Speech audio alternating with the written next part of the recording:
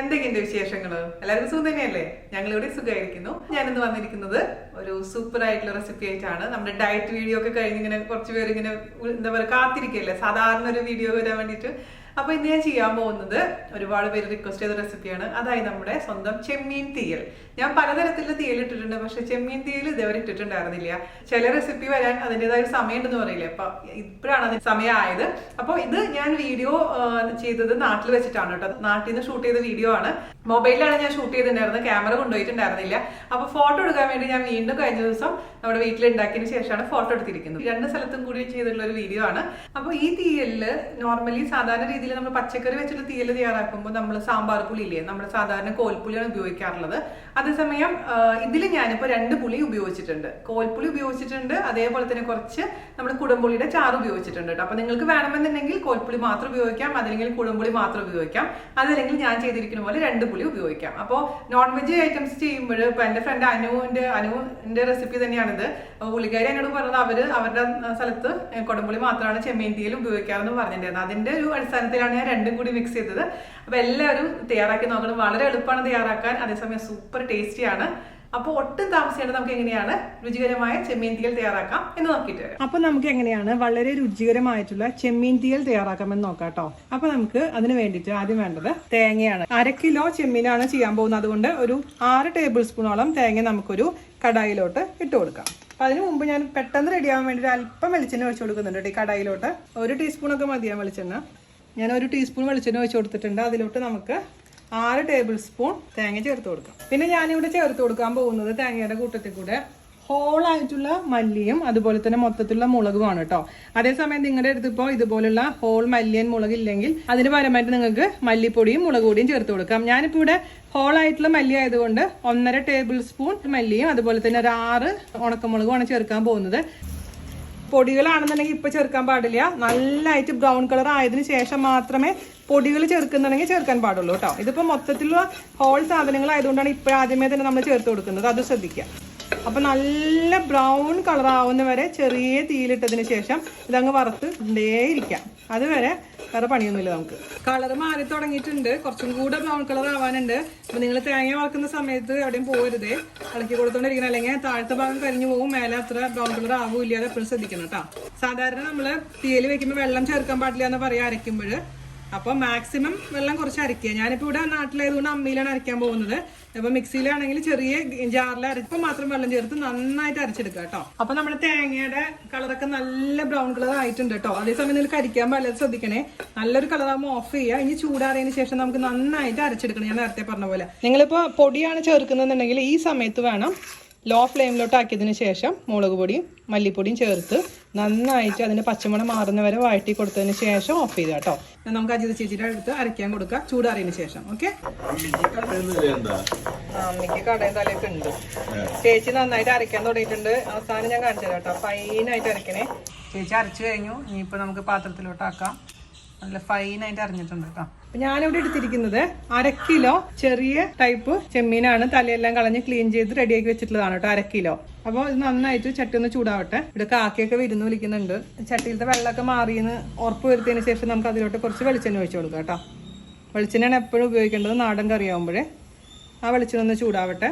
ഒരു 3 ടേബിൾ സ്പൂണോളം വെളിച്ചെണ്ണ ഒഴിച്ചു കൊടുത്തിട്ടുണ്ട് കേട്ടോ. വെളിച്ചെണ്ണ കുറവ് മതി എന്നുണ്ടെങ്കിൽ കുറവ് ഒഴിച്ചു കൊടുത്താൽ മതിയാവും. നമ്മുടെ വീട് റോഡ് സൈഡിലായതുകൊണ്ടേ ആകെ ബഹളമാണ് ക്ഷമിക്കുന്നത് കേട്ടോ. ഒന്ന് ചുറ്റിച്ചു കൊടുക്കാം ഈ എണ്ണ ഒഴിച്ചതിന് ശേഷം.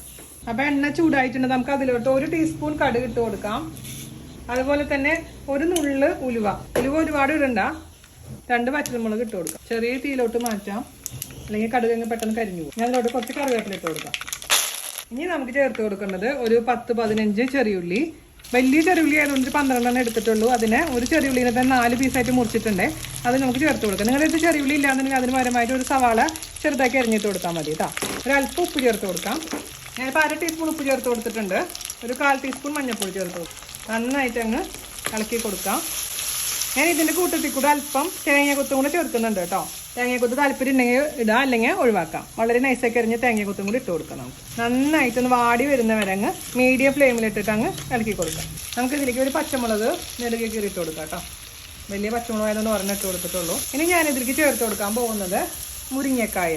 ഒരു മുരിങ്ങക്കായ, വലിയ മുരിങ്ങക്കായ എടുത്തിട്ട് ഒരു പീസിന്റെ നടുവായിട്ട് മുറിച്ചിട്ടുണ്ട്. ചെമ്മീൻ തീയലിൽ സാധാരണ മുരിങ്ങക്കായ ഇടും. ഇതിപ്പോ ഞങ്ങളുടെ അവിടെ അത്ര ഇമ്പോർട്ടൻ്റ് അല്ല, പക്ഷെ തെക്കോട്ട് പോകും തോറും ചെമ്മീൻ തീയലൊക്കെ ഭയങ്കര ഡെലിക്കസിയാണ്. നമുക്കിനി ഇതിലോട്ട് 2 ഗ്ലാസ് ചൂടുവെള്ളം ഒഴിച്ചു കൊടുക്കാം കേട്ടോ. ഇതുണ്ട് മീഡിയം ഫ്ലെയിമിൽ വെച്ചിട്ട് ഒരു 1/4 ഭാഗം വേവാവുന്നത് വരെ അങ്ങ് അടച്ചു വെച്ചിട്ട് കുക്ക് ചെയ്യാം. മുരിങ്ങക്കായ ഒരു 1/4 ഭാഗം കുക്കായിട്ടുണ്ട് കേട്ടോ. ഓവറായിട്ട് കുക്കാവാൻ നിൽക്കേണ്ട, കാരണം ഇനി നമുക്ക് ചെമ്മീൻ ഇട്ടിട്ട് കുക്ക് ചെയ്യേണ്ടതാണ്. ഇനി ഇതിലോട്ട് നമുക്ക് അരച്ച് വെച്ചിരിക്കുന്ന കൂട്ടങ്ങ് ചേർത്ത് കൊടുക്കാം. ഇങ്ങനെയാണ് പണ്ട് കാലത്ത് എൻ്റെ വീട്ടിലൊക്കെ അരച്ചിരുന്നത്. ഇപ്പം മിക്സി ആയപ്പോൾ ഇങ്ങനെ അരക്കലും ഇല്ല, ഒന്നും ഇല്ലാണ്ടായി. ആഹാ, ഇട്ടപ്പോൾ തന്നെ എന്താ ഒരു നാടൻ മണം വരുന്നത്. ഇതിലോട്ട് നമുക്ക് ചേർത്ത് കൊടുക്കേണ്ടത് പുളിയാണ്. പുളിയുടെ അളവെന്ന് പറഞ്ഞു കഴിഞ്ഞാൽ ഞാനിപ്പോൾ ഒരു നെല്ലിക്ക വലിപ്പത്തിലുള്ള പുളിയാണ് എടുത്ത് വെച്ചിരിക്കുന്നത് കേട്ടോ. നെല്ലിക്ക വലിപ്പത്തിലുള്ള പുളി കുറച്ച് വെള്ളത്തിലിട്ട് സോക്ക് ചെയ്തിട്ടുണ്ടായിരുന്നു. അതിനുശേഷം നന്നായിട്ട് അരിച്ചെടുത്ത് വെച്ചിരിക്കുന്ന പുളിവെള്ളമാണ്. നമുക്ക് ഇതിന് മുഴുവൻ ഒഴിക്കണ്ട, 1/4 ഭാഗം ഒഴിച്ചു കൊടുത്ത് നോക്കാം. എന്നിട്ട് ആവശ്യമെങ്കിൽ മാത്രം എക്സ്ട്രാ ചേർത്ത് കൊടുക്കാം. കാരണം പുളി കൂടിയാലും നന്നായിട്ടുണ്ടാവില്ല. നന്നായിട്ട് മിക്സ് ആവട്ടെ കേട്ടോ. വെള്ളം കുറവ് പോലെ തോന്നുന്നുണ്ടെങ്കിൽ ഇനി എക്സ്ട്രാ ചൂടുവെള്ളം ഒഴിച്ചു കൊടുക്കണം. പച്ചവെള്ളം ഒരിക്കലും ഇനി ഒഴിക്കരുത് കേട്ടോ. അത് ശ്രദ്ധിക്കേണ്ട കാര്യമാണ്. അപ്പോൾ ചെമ്മീൻ നമുക്ക് ഇട്ട് കൊടുക്കാം ഇതിലോട്ട്. നമുക്ക് അടച്ചു വെച്ചിട്ട് നമുക്ക് കുക്ക് ചെയ്യാം. അരപ്പിന്റെ മണവും മാറണം, അതുപോലെ തന്നെ നമ്മൾ ചേർത്തിരിക്കുന്ന പുളിവെള്ളത്തിന്റെ ആ പച്ചമണമൊക്കെ ഒന്ന് മാറി ചെമ്മീനൊക്കെ കുക്കാണ്. ഒരു 10 മിനിറ്റോളം നമുക്ക് അടച്ചു വെച്ചിട്ട് അങ്ങ് കുക്ക് ചെയ്തെടുക്കാം. ചെമ്മീൻ്റെ കുക്കിംഗ് ടൈം എന്ന് പറയുന്നത് എങ്ങനെയാണെന്നറിയോ? ഒന്നില്ലെങ്കിൽ പെട്ടെന്ന് കുക്കാവും, അതല്ലെങ്കിൽ കുറച്ചധികം സമയം എടുക്കും. മീഡിയം പറയുമ്പോൾ കുറച്ച് റബ്ബർ പോലെയാവും. അതുകൊണ്ട് നിങ്ങളൊരു 5-6 മിനിറ്റ് കഴിഞ്ഞ് നോക്കുക. കുക്കായിട്ടുണ്ടെങ്കിൽ അങ്ങ് ഓഫ് ചെയ്ത് ഇട്ടേക്കാം. അതല്ലെങ്കിൽ നിങ്ങൾക്ക് കൂടുതൽ സമയം കുക്ക് ചെയ്യണമെന്നുണ്ടെങ്കിൽ ഒരുപാട് സമയം കുക്ക് ചെയ്യണം. അപ്പോൾ ശരിക്കും കുക്കായി പോകും. മിഡിൽ ഞാൻ നേരത്തെ പറഞ്ഞ പോലെ മീഡിയം സമയത്തിൽ വെച്ച് കഴിഞ്ഞാൽ റബ്ബർ പോലെയോ, അത് നിങ്ങൾ ശ്രദ്ധിച്ചാൽ മതി കേട്ടോ.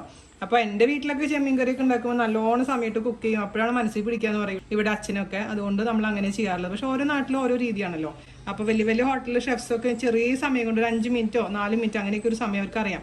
അങ്ങനെ ചെയ്യുമ്പോൾ തന്നെ അത് കുക്കായി കിട്ടും. പക്ഷെ നമ്മൾ മലയാളികൾക്ക് മസാലയൊക്കെ പിടിച്ച് അധിക സമയം കുക്കാവുമ്പോൾ മനസ്സിലൊരു തൃപ്തി ഉണ്ടാവുള്ളൂ എന്ന് മാത്രം. അത് നോക്കിക്കോളൂ, റബ്ബർ ആവാൻ പാടില്ല എന്ന് മാത്രം ശ്രദ്ധിക്കുക കേട്ടോ. ഞാൻ തുറന്ന് നോക്കിയിട്ട് പുളി ചേച്ചിനെ കൊണ്ട് നോക്കിച്ചപ്പോൾ പുളി കുറച്ച് കുറവാന്ന് പറഞ്ഞപ്പോൾ ഞാൻ മൊത്തത്തിൽ പുളിവെള്ളം ഒഴിച്ചു കൊടുത്തിട്ടുണ്ട് കേട്ടോ. അപ്പോൾ പുളിയുടെ അനുസരിച്ച് ഓരോരുത്തർ നമ്മൾ ഉപയോഗിക്കുന്ന പുളി അനുസരിച്ച് അതിൽ മാറ്റം വരും, അത് ശ്രദ്ധിക്കുക. അതുപോലെ തന്നെ നമുക്കിതിൽ ഉപ്പ് കുറച്ച് കുറവാണ്, ഉപ്പ് ചേർത്ത് കൊടുക്കാം. പിന്നെ നമ്മൾ ഉപയോഗിക്കുന്ന മുളക് അനുസരിച്ചൊക്കെ മുളകിലൊക്കെ വ്യത്യാസം വരിക. അപ്പം നിങ്ങളുടെ ഇഷ്ടത്തിനനുസരിച്ച് ആ സ്പൈസ് ലെവലൊക്കെ അഡ്ജസ്റ്റ് ചെയ്യാൻ മറക്കരുത് കേട്ടോ. ബേസിക്കലി നമ്മൾ ഉദ്ദേശിക്കുന്നത് ഒരു റെസിപ്പി എന്തൊക്കെ കൂട്ട് വേണം, ഏകദേശം എത്ര അളവ് വേണം എന്നൊക്കെയുള്ളതാണ്. ഞാൻ ശ്രദ്ധിക്കുന്ന ഒരു കാര്യം വെച്ചാൽ ദുബായിൽ ഉപയോഗിക്കുന്ന മുളക് പൊടിയുടെ അളവ് ഞാൻ ഇവിടെ ഉപയോഗിച്ചിട്ടൊരു കാര്യമില്ല. കാരണം ഇവിടെ കിട്ടുന്ന മുളക് പൊടിയുടെ സ്പൈസ് ലെവലൊക്കെ നല്ല വ്യത്യാസമുണ്ട്. അതുകൊണ്ട് അതിനനുസരിച്ച് അഡ്ജസ്റ്റ് ചെയ്യണേ, അതെപ്പോഴും ശ്രദ്ധിക്കണം കേട്ടോ. അപ്പം ഞാൻ ഇത്ര 6 വറ്റൽമുളക് പറഞ്ഞിട്ട് കാര്യമില്ല. ആ വറ്റൽമുളകിൻ്റെ നീളവും വീതിയും എരിവും ഒക്കെ അനുസരിച്ച് മാറ്റം വരും. അപ്പോൾ കഴിക്കുമ്പോൾ നിങ്ങൾക്ക് അറിയാമല്ലോ. അഥവാ എരി കുറവ് പോലെ തോന്നുകയാണെങ്കിൽ ഒരല്പം മുളക് പൊടി തനിയെ ഒന്ന് ചൂടാക്കിയതിന് ശേഷം ഇട്ട് കൊടുത്താൽ മതി. പച്ചപ്പൊടി ഒരിക്കലും ഇടാൻ പാടില്ല കേട്ടോ കറിയിലോട്ട്. ഒന്നും കൂടെ നന്നായി കുക്കാവട്ടെ. ഒന്ന് തിളച്ചുകൊണ്ടിരിക്കുകയാണ്. ഞാൻ തുറന്ന് വെച്ചിട്ടുണ്ട് കേട്ടോ. ഞാൻ അതിലോട്ട് അല്പം ഉലുവയുടെ പൊടി ചേർത്ത് കൊടുക്കുന്നുണ്ട്. ഉലുവ നമ്മൾ ഓൾറെഡി താളിച്ചിട്ടുണ്ട്, എന്നാൽ പോലും ഉലുവയുടെ ഒരു വാസന ഉണ്ടായിക്കോട്ടെ. അതുപോലെ തന്നെ ഒരു അല്പം കായത്തിൻ്റെ പൊടി. ചിലർ കായത്തിൻ്റെ പൊടി ചേർക്കും, ചിലർ ചേർക്കില്ല. ഒരു നുള്ള്, ഒരു ഫ്ലേവറിന് വേണ്ടി മാത്രം. ചെമ്മീൻ എടുത്ത് നോക്കുക, എങ്ങനെയാണ് അതിൻ്റെ പരുവെന്ന് നോക്കണം. അപ്പോൾ റബ്ബർ പോലെയാണെങ്കിൽ കുറച്ചും കൂടെ സമയം കുക്ക് ചെയ്യുക. അല്ലാന്ന് വെച്ച് കഴിഞ്ഞാൽ എടുക്കാം നമുക്ക്. ഒന്ന് ഞാൻ നോക്കട്ടെ കേട്ടോ. ഇപ്പോൾ വെളുത്തിരിക്കുന്നുണ്ടാവും, പക്ഷെ കുറച്ച് കഴിയുമ്പോൾ അത് കറക്റ്റ് ആയിക്കോളും. അടിപൊളി സോഫ്റ്റ് ആയിട്ടുണ്ട് കേട്ടോ. അപ്പോൾ അതിൻ്റെ അർത്ഥം കുക്കായിട്ടുണ്ടെന്നാണ്. പിന്നെ ഇത് ഇരുന്ന് നല്ല കളർ വന്നോളൂ. ഇപ്പോൾ കളർ കുറവാണെങ്കിൽ ഇരിക്കുന്നത് ഓറ് നല്ല ഡാർക്ക് ഷെയ്ഡ് വരും. വെളിച്ചെണ്ണയൊക്കെ ഒഴിച്ചു കൊടുക്കാം കേട്ടോ. അജയ് ചേച്ചിക്ക് കൊടുത്തപ്പോഴേ പുളി ഇച്ചിരി കുറവാന്ന് പറഞ്ഞു. അപ്പോൾ ഞാൻ ഇതിലേക്ക് ഇങ്ങനെ ഒഴിച്ചു കൊടുക്കാൻ പോകുന്നത് കുറച്ച് കുടംപുളിയുടെ ചാറാണ് കേട്ടോ. കുറച്ച് കുടംപുളി വെള്ളത്തിലിട്ട് വെക്കുക. അതേപോലെ തന്നെ നിങ്ങൾക്ക് ഇപ്പോൾ സാമ്പാർ പുളി നമ്മൾ ഉപയോഗിച്ചിരുന്ന ടാമറിൻഡ്, അതായത് കോൽപ്പുളി താല്പര്യം ഇല്ലാന്നുണ്ടെങ്കിൽ കുടംപുളി ഇട്ട് ചെയ്താൽ മതി. അപ്പോൾ അനുവിൻ്റെ ഒക്കെ എടുത്ത് സംസാരിച്ചപ്പോൾ ആലപ്പുഴയിലൊക്കെ അവള് ഈ ചെമ്മീൻ ടീയിൽ വെക്കുമ്പോൾ മാത്രം കുടംപുളിയാണ് ചേർക്കാറെന്ന് പറഞ്ഞു. അപ്പോൾ ഞാൻ ഈ കോൽപ്പുളിയാണ് ചേർത്തിട്ടുണ്ട്. അതിന് പകരമായിട്ട് ആദ്യമേ തന്നെ നിങ്ങൾക്ക് കുടംപുളി ചേർക്കാം. അപ്പോൾ ഇതിൻ്റെ കൂട്ടത്തിൽ കൂടെ ഞാനിപ്പോൾ കുറച്ച് കുടംപുളിയുടെ ചാറ് ഒഴിച്ചു കൊടുക്കുകയാണ്, പുളി കുറവായതുകൊണ്ട് കേട്ടോ. രണ്ടും ചേർക്കാം, അല്ലെങ്കിൽ ഏതെങ്കിലും ഒന്ന് ചേർത്താലും മതി. അത് നന്നായിട്ടൊന്ന് തിളക്കട്ടെ. അതിനുശേഷം നമുക്ക് ഓഫ് ചെയ്യാം. നല്ല കളറൊക്കെ വന്നിട്ടുണ്ട്. അപ്പോൾ ഇതൊന്ന് ഫ്രിഡ്ജിൽ വെക്കേണ്ട ആവശ്യമൊന്നുമില്ല. ചൂടാക്കി നമുക്ക് ഉപയോഗിക്കാവുന്നതേ ഉള്ളൂ. ചൂടാക്കിയതിന് ശേഷം അടച്ചു വെക്കണം. അതായത് മുഴുവൻ അടച്ചു വെക്കാൻ പാടില്ല. ചെറുതായിട്ട് ആവി പുറത്ത് പോണ പോലെ രീതിയിൽ അടച്ചു വെക്കാം രാത്രിയൊക്കെ. പിന്നെ പിറ്റേ ദിവസം ഉച്ചയ്ക്ക് മുമ്പായിട്ട് നമുക്ക് വീണ്ടും ചൂടാക്കുക, അങ്ങനെ കഴിക്കാം ഫ്രിഡ്ജിൽ. അപ്പോൾ അങ്ങനെ വെക്കുമ്പോഴാണ് ഈ തീയലിനൊക്കെ ടേസ്റ്റ് കൂടുക. ഫ്രിഡ്ജിൽ വെക്കുന്നേക്കാളും ബെസ്റ്റ് ഇതേപോലെ അങ്ങനെ വെക്കുന്നതാണ് കേട്ടോ. അപ്പോൾ നമുക്ക് തീയൽ ഓഫ് ചെയ്യാം കേട്ടോ. എണ്ണയൊക്കെ തെളിഞ്ഞ് വന്നിട്ടുണ്ട്. നമുക്കൊരു പച്ചമുളക് ഇങ്ങനെ ഒന്ന് കട്ട് ചെയ്തിട്ടേക്കാം. വേപ്പിലയുടെ മരം വേണ്ട. ഞാൻ ഓഫ് ചെയ്തിട്ടുണ്ട് കേട്ടോ. കുട്ടൻചാട്ടൻ ഭയങ്കര ഫേമസ് ആയി എത്ര. കുട്ടൻചാട്ടൻ പറയുന്നുണ്ട്, കുട്ടൻചാട്ടനെ കൊണ്ട് കുട്ടൻചാട്ടൻ തന്നെ തോറ്റു. അപ്പോൾ നല്ല നമ്മുടെ തൊടിയിൽ നിന്ന് പറിച്ച കറിവേപ്പില അങ്ങോട്ട് ഇട്ട് കൊടുക്കാം. അപ്പോൾ നമ്മുടെ രുചികരമായിട്ടുള്ള തീയൽ റെഡി ആയിട്ടുണ്ട്. അതിൻ്റെ കൺസിസ്റ്റൻസി ഞാനിപ്പോൾ ഒന്ന് കാണിച്ചു തരാം നിങ്ങൾക്ക്. ഈ ഒരു കൺസിസ്റ്റൻസിൽ നമുക്ക് ഓഫ് ചെയ്യണം കേട്ടോ, അല്ലെങ്കിൽ ഓവർ തിക്കായിട്ട് മാറേ. പിന്നെ നിങ്ങൾ രുചി നോക്കിയിട്ട് എല്ലാം നോക്കിയിട്ട് തീരുമാനിക്കുക. ചെറിയ ചെമ്മീനാണ് ഇതിന് സ്വാദ് കൂടുതൽ. അതേസമയം നിങ്ങളുടെ അടുത്ത് ഇപ്പോൾ വലിയ ചെമ്മീനാണ് കിട്ടുന്നതെന്നുണ്ടെങ്കിൽ അത് 2-3 പീസായിട്ട് മുറിച്ചിട്ടോളൂ. എന്നാലാണ് ഉള്ളിലോട്ടൊക്കെ നന്നായി പിടിക്കുക, അല്ലെങ്കിൽ സ്വീറ്റ്നെസ് ഉണ്ടാവും കേട്ടോ. അപ്പോൾ ഇത്രയും ഈസി ആയിട്ടുള്ള തീയൽ എല്ലാവരും റെഡിയാക്കി. ഇപ്പോൾ നിങ്ങൾ കുറച്ച് കഴിഞ്ഞ് നോക്കുമ്പോൾ ഇതിൻ്റെ മുകളിൽ നിറച്ച് എണ്ണ തെളിഞ്ഞിരിപ്പുണ്ടാവേ. അതാണ് ഇതിൻ്റെ കളറും അതൊക്കെയാണ് അതിൻ്റെ നല്ലൊരു വാസന ഇപ്പോൾ വരുന്നത്. അപ്പോൾ കൊച്ചു കൊച്ചു കാര്യങ്ങളുള്ളൂ, അത് ശ്രദ്ധിക്കുകയാണെങ്കിൽ സൂപ്പർ ടേസ്റ്റി ആയിട്ടുള്ള നമ്മുടെ ചെമ്മീൻ തീയൽ നമുക്ക് ഈസി ആയിട്ട് വീട്ടിലുണ്ടാക്കാം. അപ്പോൾ എല്ലാവരും തയ്യാറാക്കി നോക്കിയതിന് ശേഷം ഫീഡ്ബാക്ക് പറയാനും ഇഷ്ടമായിട്ടുണ്ടെങ്കിൽ വീഡിയോ മാക്സിമം ഷെയർ ചെയ്ത് നമ്മളെ സപ്പോർട്ട് ചെയ്യാനും മറക്കരുത്. അപ്പോൾ അടുത്ത അടിപൊളിയായിട്ടുള്ള റെസിപ്പി ആയിട്ട് വരുന്നവരെ നന്ദി, നമസ്കാരം, താങ്ക്